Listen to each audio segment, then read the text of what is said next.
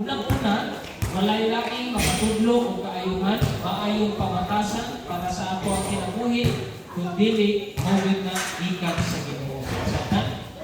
Ikaduha, walay laing na nagatudlo o tungod sa kaluwasan, padulong sa langit, maliban na din na pinakagi ng Jesucristo. So karon na pinili, dili aron magtangganyo sa inyo sa pangalan ng simbahan. Adto 2,000 years ago, aron na duwason pa sa atong mga sala. Unsa man ang halimbawa sa mga sala sa gaya ko ninyo? Unsa man?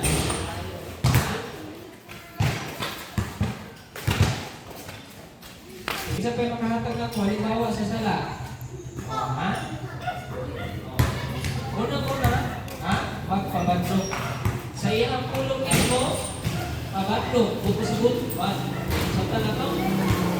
Karon, kung ang halimbawa sa sala, unang-una, pagpamaka, dili paghatag respeto sa atong ginikanan, dili paghatag respeto sa Ginoo, o daghan pa, sa talatong, di sa kalibutan.